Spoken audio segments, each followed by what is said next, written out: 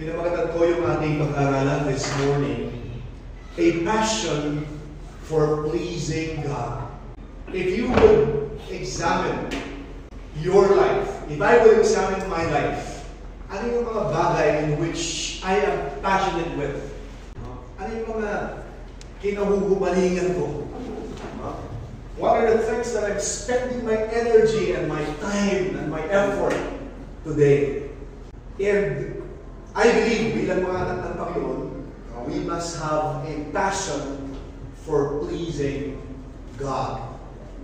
And God demands our greatest sacrifice, our reverence, and true worship.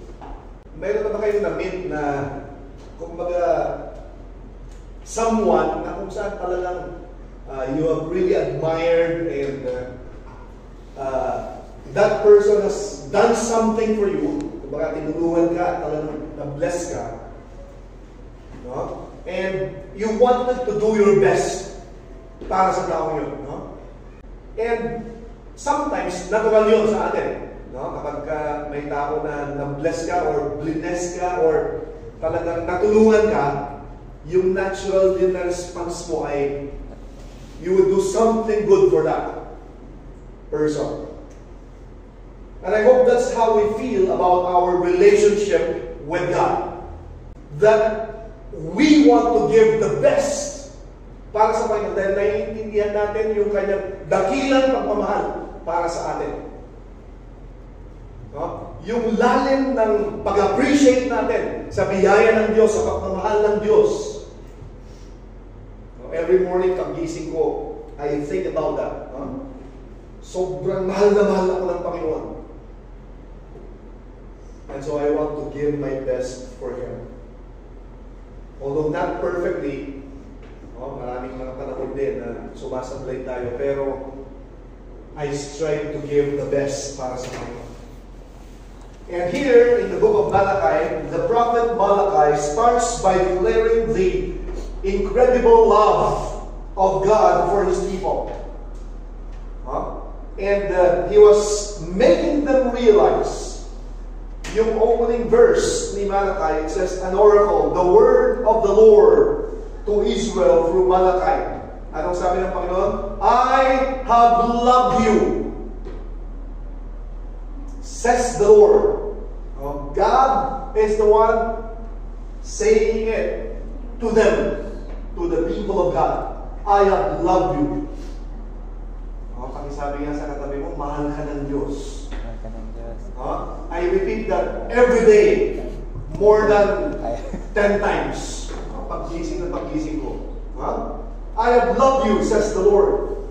And the theme of the book of Malachi is how God deserves the best from you because He has already shown His great love for you.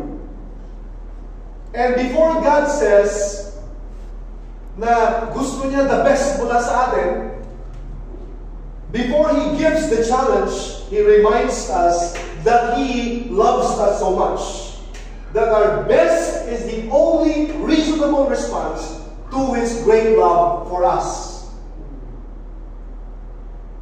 God loves us, and many, many times hindi natin naiintindihan lubusan yung dakilang pag-ibig ng Diyos.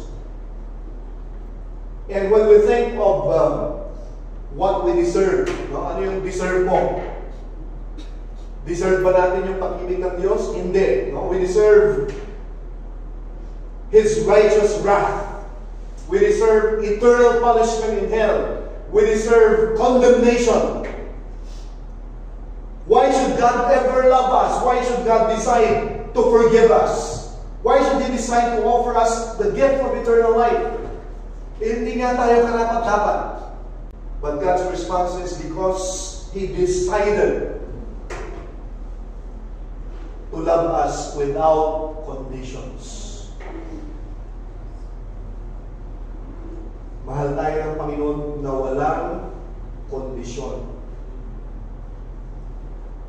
And when I began to understand that God decided to love me so much, na hindi niya ipinagkait ang kanyang bugtong na anak na si Jesu Cristo At si Jesucristo hindi niya ipinagkait ang kanyang buhay para sa iyo at para sa akin. So that we can be forgiven, so that we can have eternal life. The only reasonable response for all of us is to come to God and say, Panginoon, matindi yung pag-ibig mo sa akin. Ano yung nais mo para gawin mo?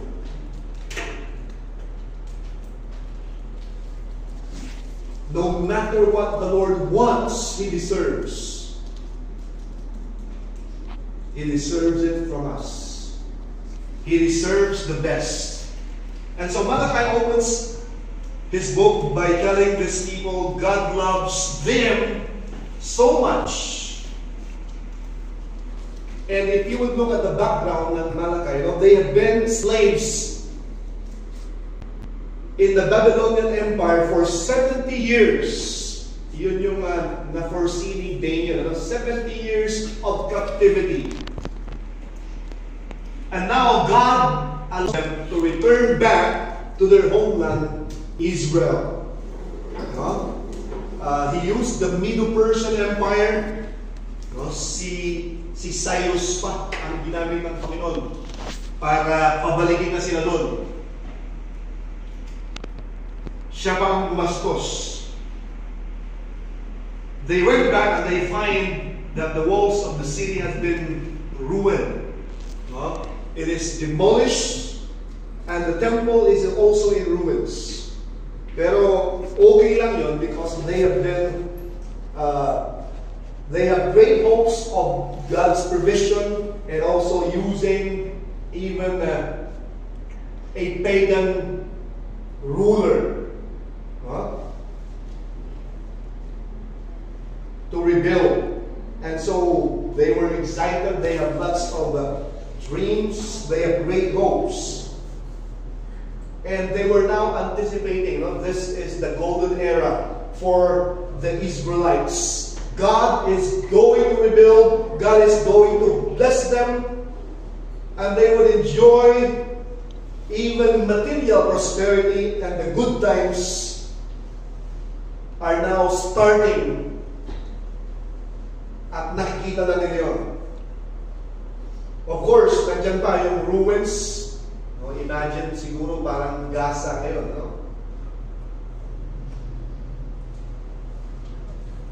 And they must do something. Pero, when they have been seeing yung provisions to rebuild, and nandun yung mga biyaya ng Panginoon sa kanila, God begins to see some problems in their hearts. Parang medyo nauuna na yung sarili kaysa sa pagpupuri sa Panginoon. In Malachi chapter 1 and verse 6, sabi ng Panginoon, a son honors his father. Natural lang ito. A servant, his master. If I am a father, where is the honor due me? If I am a master, where is the respect due me? Says the Lord Almighty. So here, God raises the issue of pleasing Him, of honoring Him. So sabi ng Panginoon, yung anak, he honors his father. Yung servant honors his master. Am I not your heavenly Father? Am I not the Lord? Am I not the master? Where is the honor due me? And the response is a contemptuous question. In fact, nung sabi ng Panginoon, I have loved you, ang sagot nila, where have you loved us? Aba? It's really a contemptuous question. Kapag gusto mong i-please ang isang tao, when you honor someone, it means that you treat them with extreme importance. You treat them with great significance and honor. Nung sinabi ng Panginoon, honor your father and your mother, so hindi lang niya sinasabing respetuhin mo sila at sundin mo sila. But he's saying, treat them with great value. Treat them with significance, with honor. And sabi ng Panginoon, I'm a father, I'm a master, I expect you to please me. Honor me. Don't treat me with contempt. And yet, contemptuous. No, yung nandun pa yung kanilang yabang. Now, at least we see here 4 important reminders of what it means to honor God or to please God. Although napakarami, if you would read the book of Malachi, but if you focus on this, number 1, honoring God or pleasing God means giving Him your best. Honoring God means giving Him the best. And in their part, it means giving Him the best sacrifice. Verse 7, God says, you place defiled food on my altar, but you ask, how have we defiled you? You see here, no? Parang hindi na nila nakikita. They were now being blinded by their own selfish desires. No? That's very possible. No? Where or how have we defiled you? By saying that the Lord's table is contemptible. And then sabi ng Panginoon, when? Paano? When you bring blind animals for sacrifice, is that not wrong? When you sacrifice crippled or diseased animals, is that not wrong? Try offering them to your governor. Will he be pleased with you? Will he accept you, says the Lord Almighty? With such offerings from your hands will He accept you, says the Lord Almighty. So here, it's very clear. No? Ano yung binibigay nila?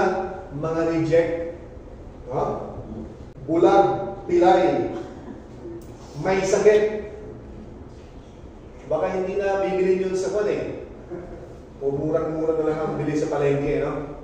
Ibigay nyo kaya sa inyong gobernador. Tatanggapin kaya niya yun. Sabi ng Panginoon. This is a very simple argument. Verse 13 says, when you bring injured, crippled, diseased animals, and offer them as sacrifices, should I accept them from your hands? Would I? And then he said, cursed is the sheep. So, dinadaya nila ang Panginoon, who was an acceptable male. Mayroon naman kayo eh.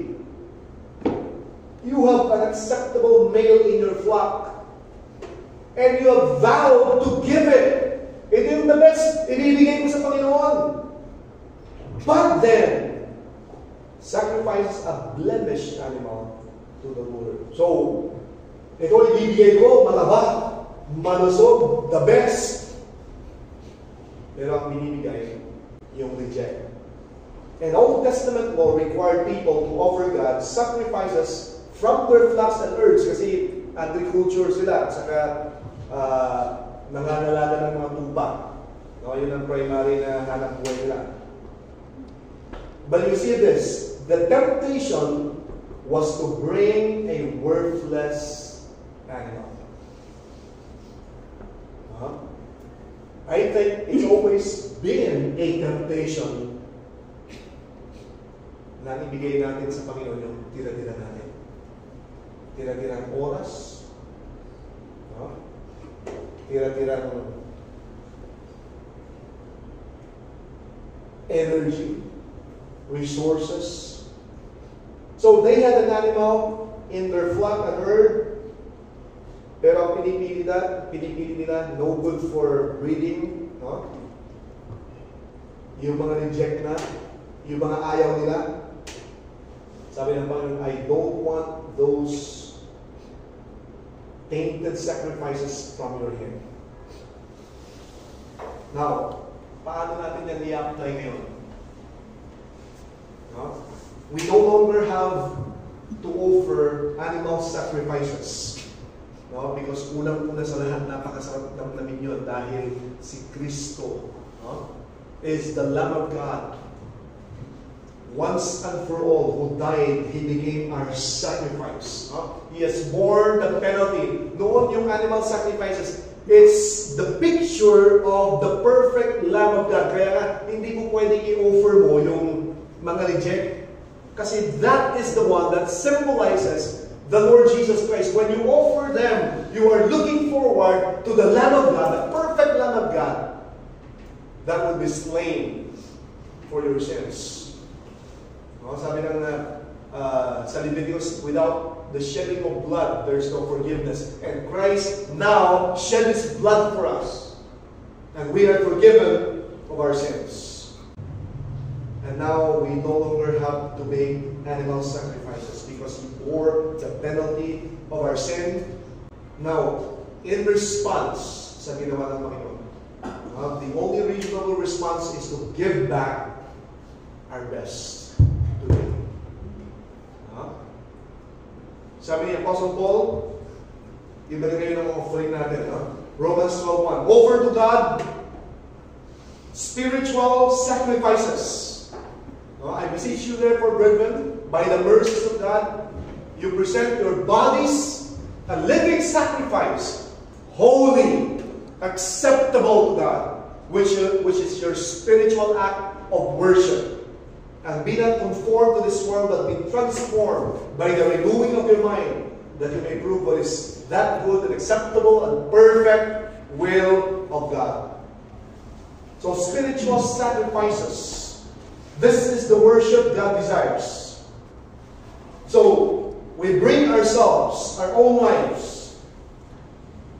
And ang sinasabi ng Panginoon ngayon, give me the best of yourself. Don't give me leftovers. This is not acceptable to me.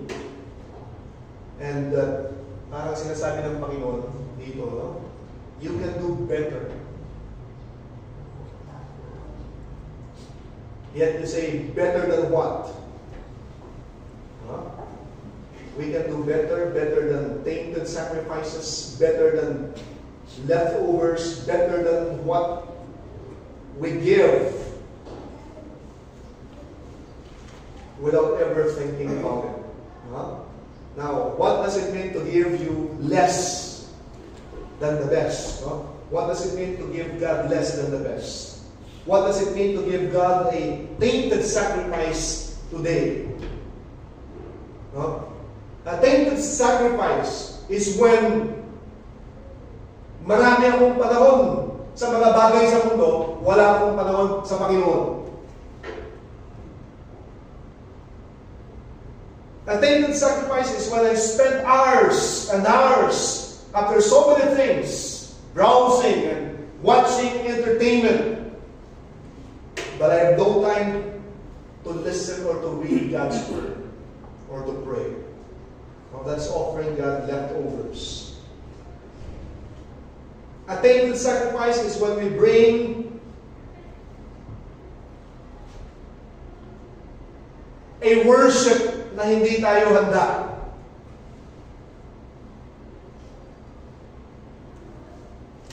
A tainted sacrifice is when we bring our careers, the best energy.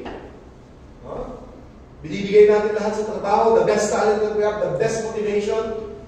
Pero pagdating sa paglilingkod sa Panginoon, we are uninterested. A tainted sacrifice is when we spend a lot of money in the things that please ourselves. But it comes harder in giving back to God. A tainted sacrifice is when we love our kids so much na binibigay namin lahat, pero walang disiplina.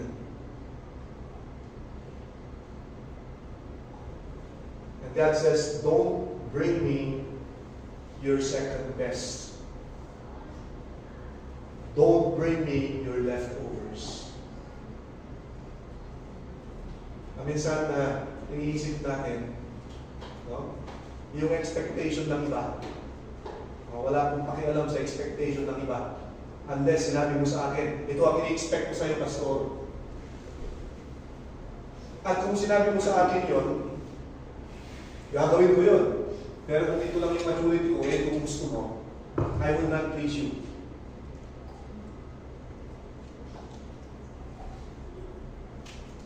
Pero for sure, ang ibibigay ko, the best ko para sa Panginoon.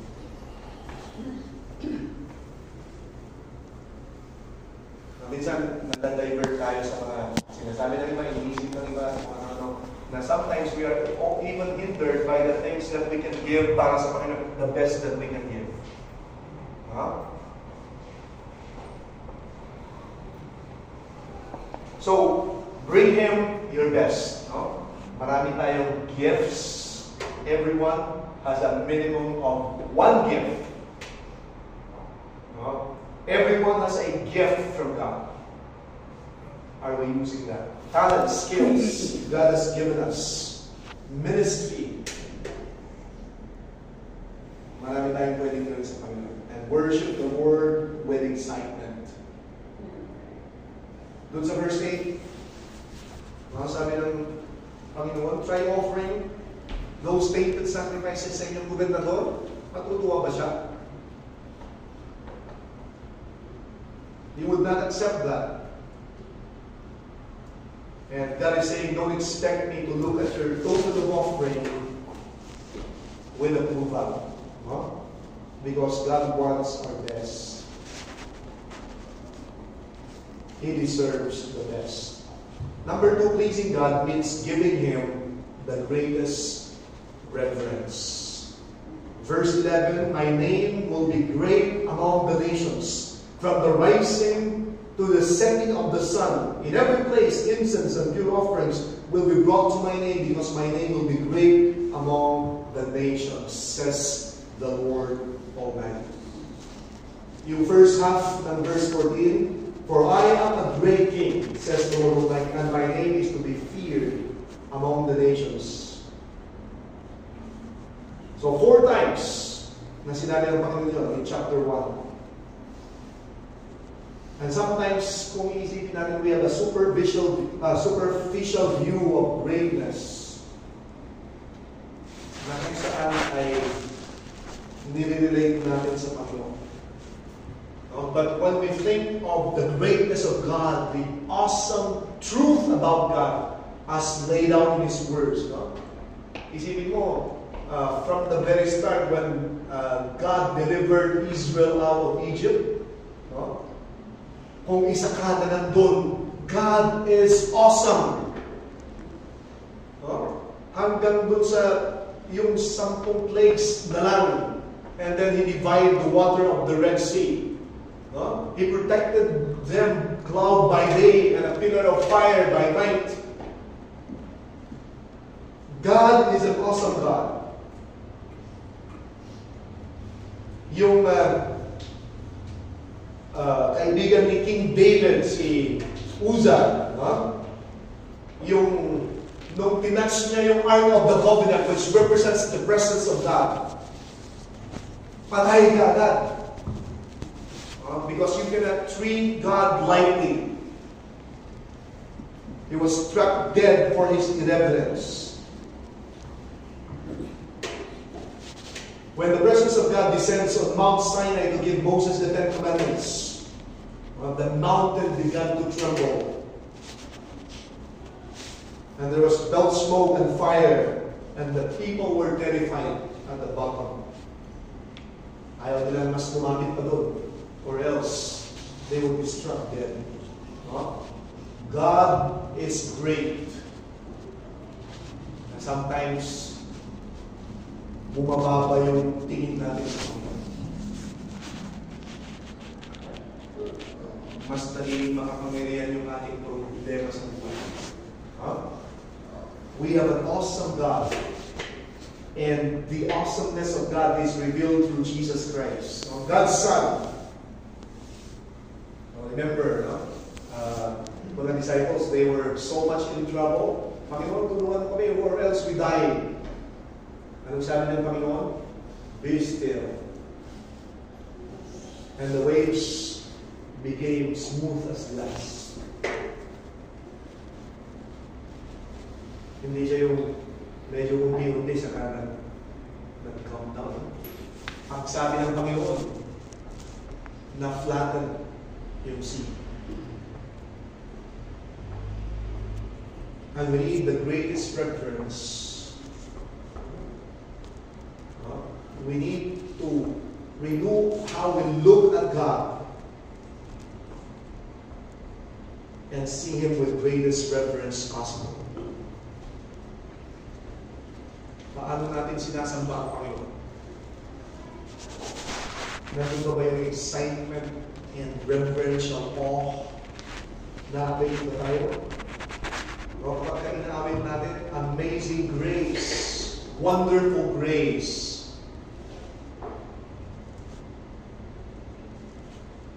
Ninanamnam ba natin yun? Are we moved because we were pointed to a God who is awesome? And reverence for God ought to govern the way we use God's name. Maraming mga Kristiyano, lalo na sa mga kabataan, ang daming mga expression. Parang nililego nila ang Diyos sa kanilang sarili minsan. His name shall be feared among the nations. And sabi ni Apostle Paul in Philippians chapter 2, at the name of Jesus, every knee will bow in heaven and on earth and under the earth, and every tongue confess that Jesus Christ is Lord, to the glory of God the Father. So sana, mas lalo na from the heart, we would really honor the Lord. Thirdly, honoring God or pleasing God means giving Him the warmest worship. Verse 12, sabi niya, you proclaim my name by saying, of the Lord's table, it is defiled, and of its food, it is contemptible. And then they said, what a burden! And you sniffed at it contemptuously, says the Lord Almighty. Medyo matindi na ito, no? Para sa kanila, no? To say na nag-burden na sila sa pag-worship at pag-offer, no? Kapag dumating ka sa punto na gano'n, I think, no? You have gone so far away from the Lord. No, mabigat ba yung pagsamba sa Panginoon? In fact, kung sa normal na mga surveys man, no? Maraming mga tao tumatagal ang buhay dahil sa pag-attend sa church. No, there's somewhat special blessing. No? Pero to say that to worship God or to honor God in His temple is a burden, mali talaga yung puso natin. No? And we need to really search our hearts when kumbaga negative na yung kaisipan natin with regards to our gathering together and worship and serving the Lord. No? Kung ang attitude mo, ang dami naman pakanta si song leader, ayaw pa tayo tomboy, nakatayo, dire-diretso. No? O parang naging routine na lang, no? Wala nang meaning yung awit, nagiging boring na, and you are thinking of yourself, mayroon naman akong pwedeng gawin pa, alternative. Medyo mag-good time na lang ako sa Sunday. So pag dumating ka na sa puntong yun, ma-alarm ka. Because we should give Him the warmest worship. At hindi natatapos yung worship service. Worship, ang totoong worship is after service. Ano yung response mo? Pagdating ng Lunes, back to bad habits?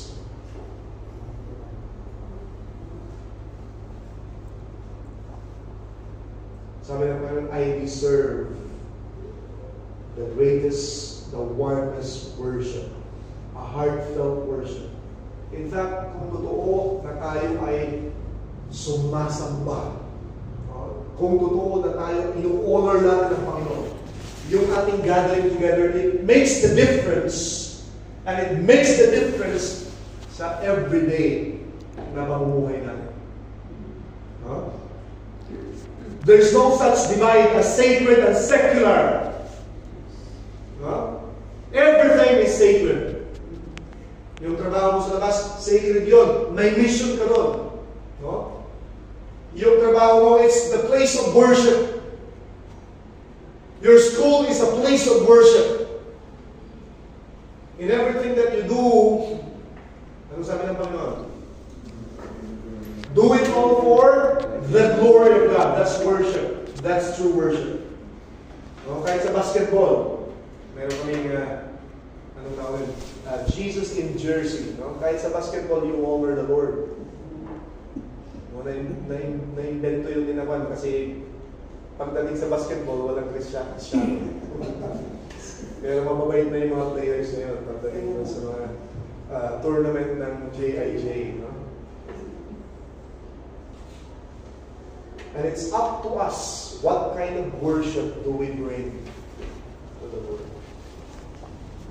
Kahit na matindi yung pagsubok, that's an opportunity to honor God through your trial. Mahaba yung listahan ng utang, that's an opportunity to worship God through trusting Him. Worship is not about what we get out of it, it's about what God gets out of it. Because He deserves our warmest worship. And when we bring Him the warmest worship, something amazing happens inside of us. Mas lalo tayong binibless ng Panginoon. And we're grateful to have that privilege. Hindi alam yan ng mga hindi Kristyano. And lastly, pleasing God means living by faith. You see, they have given in to the temptation of offering the lame, the diseased. Why? Bakit reject ang binibigay nila sa Panginoon? Bakit tinigilan nila yung mga the best? Ito. Yun, wala nang halaga to. Reject na yan. Bakit?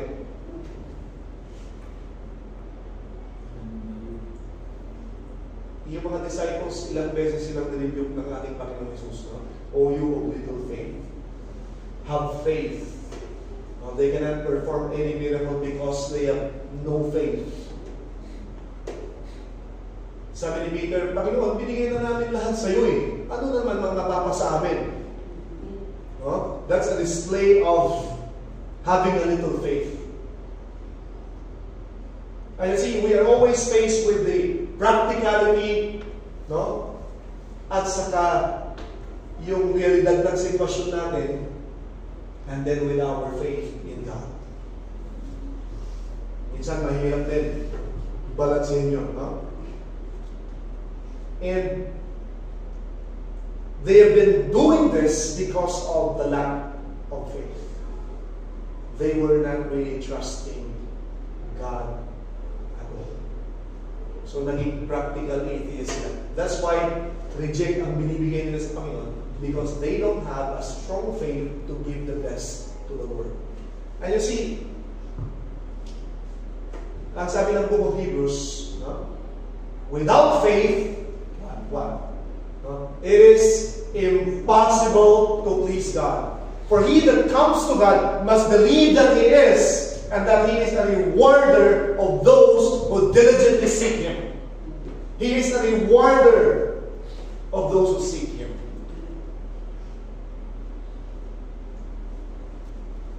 We have to live by faith. Nung pumasok ka sa Christianity, you enter the school of faith. Hindi ka po pwedeng maging Kristiyano na wala kang pananampalataya sa Diyos. Hindi ka totoong Kristiyano if you're not living in faith. The just shall live by faith. Sabi ni Paul,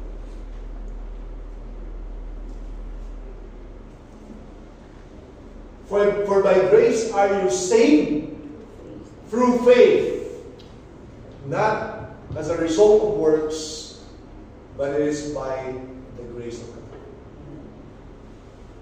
We are justified by faith. And by faith, we live a sanctified life. No? Minsan, bumabagsak tayo. Minsan, nakakasala tayo. Parang trial and error. May mga tao parating trial and error ang buhay. No? Kung pwede naman natin nagkamali tayo, sige, by faith, we move on and then mas marami tayong napagtatagumpayan na. And if we would look at scriptures, no, kapag naisip ang faith, we go back to Abraham, the father of faith. Ano yung sitwasyon ni Abraham when God called him? He was living in a pagan land. He was rich. Nasa kanya na lahat, no? He was residing in a place, no? In the land of Ur of the Chaldees, no? Yung Ur of the Chaldees na place is main city at nasa gitna ng dalawang malaking river, Euphrates, Tigris. No? Mayaman si Abraham. Sabi ng Panginoon, go to the land in which I will tell you.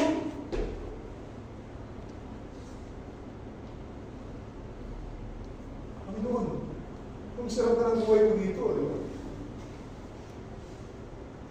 Hindi lang yun. Hindi ko pa alam kung saan ako pupunta. Wala pang GPS, wala pang Waze. No? Pero sabi ng Panginoon, anong sabi niya? I will bless you, I will multiply your seed. Those who would bless you, I will bless. Grabe yung promise ng Panginoon. And faith is resting on what God has said that He will do and really trusting. Huh? Yun ang faith. And he went without knowing where he would go. And he listened to the word. And to live by faith, mayroong apat na bagay, no? One, listen. He listened to the voice of God. Faith comes by hearing, and hearing by the word of God. So kapag hindi ka nagbabasa ng Biblia, hindi ka nagme-meditate ng mensahe ng salita ng Panginoon, hindi mo pinag-aaralan ng salita ng Panginoon, you would not have a strong faith. Because faith comes by hearing the Word of God. And listen. No? Ito, tandaan natin mabuti. No? Be careful with what you listen to. Be careful with what you listen to. Minsan yung mga kabataan, yung mga magulang hindi pinapakinggan. Sinasabi na nga nila yung... But of course, yung iba, gusto naman natin gawin yung sinasabi ng magulang, pero minsan may problema din tayo kung paano natin gawin. But we must be careful with who or what we listen to. Matindi ngayon, no? Ang daming deceptions. No? Sa Facebook lang. No? Akala mo totoo yung fake news lang pala. Drama lang pala yun. Skit lang pala yun. Hindi mo alam. Akala mo totoo.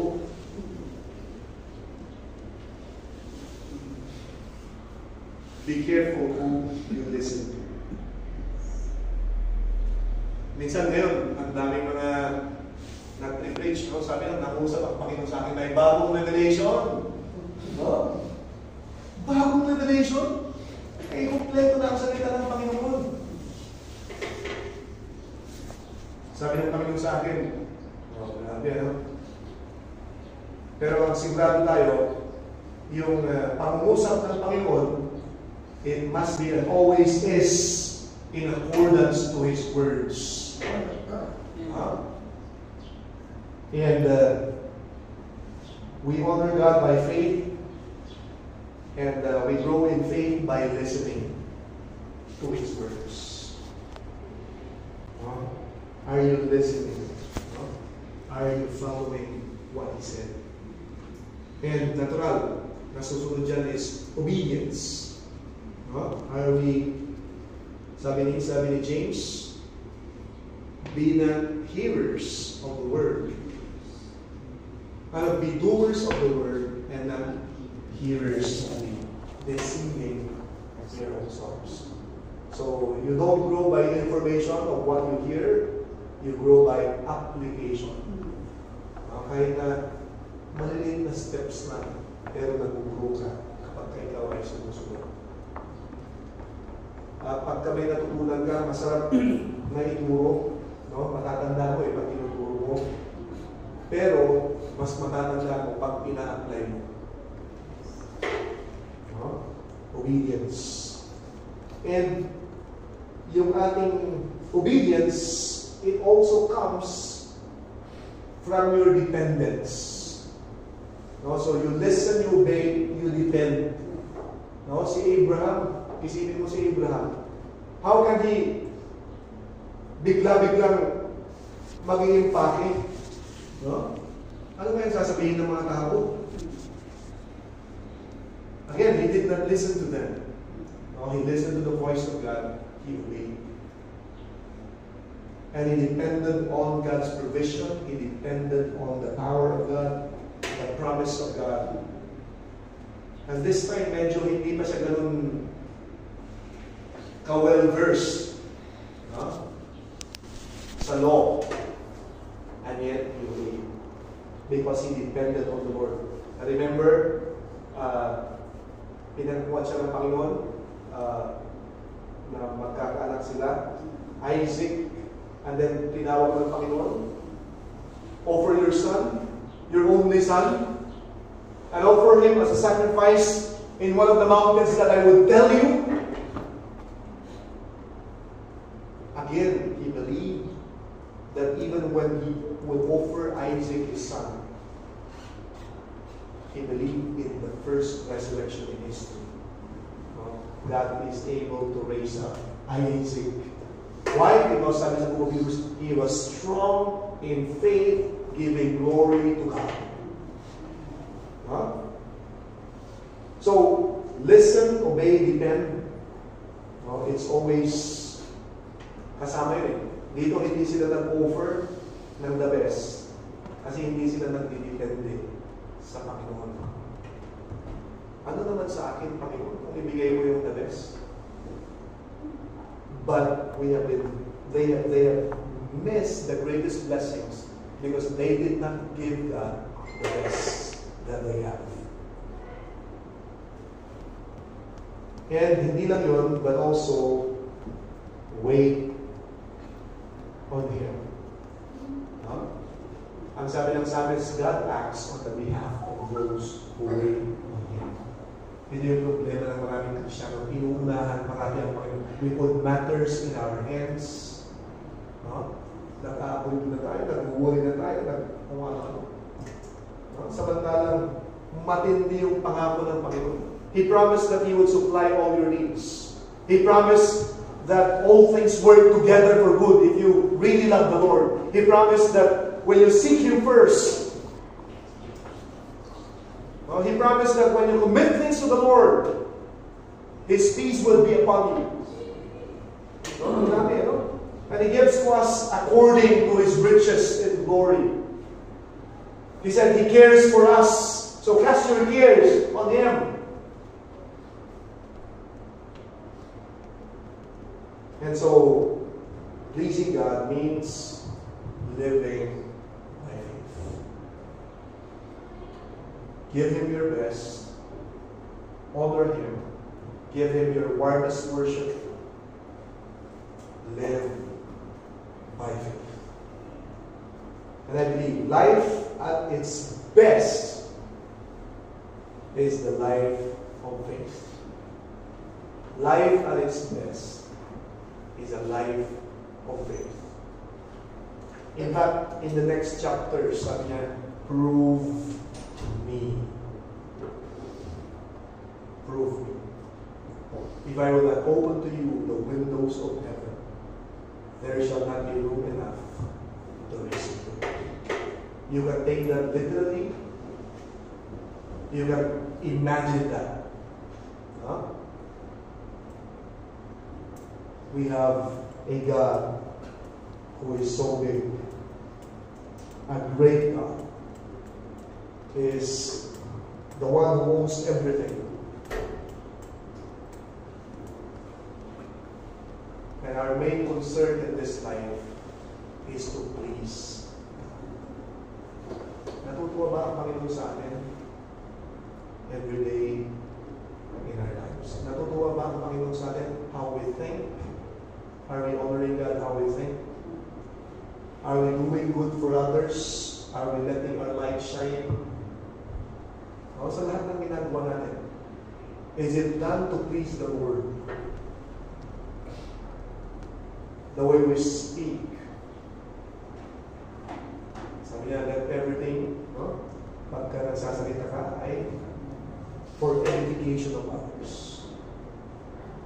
Yung ating attitude, how do we respond even in the worst situations? How do we still honor God? At sa lahat ng ito, kailangan natin yung pusong pagtitiwala sa ating Panginoon. Nothing bad can be done against us.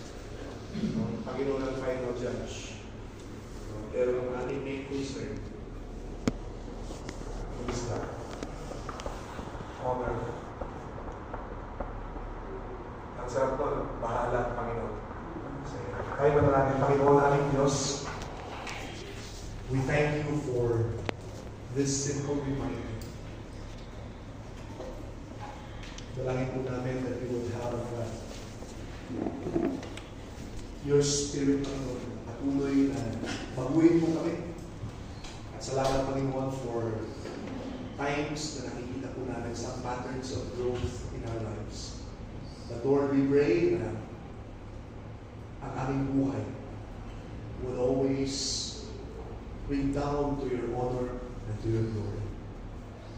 Lord, nagawalan niyo po kami for many times we have pleased ourselves.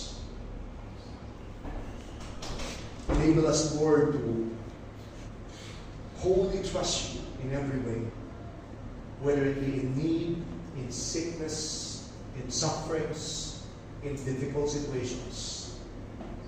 May we be set to please you and trust you with all our hearts. Panginoon, pagpalain niyo po ang bawat isa, pagpalain niyo po ang inyong mga salita sa pangalan ni Jesus. Amen.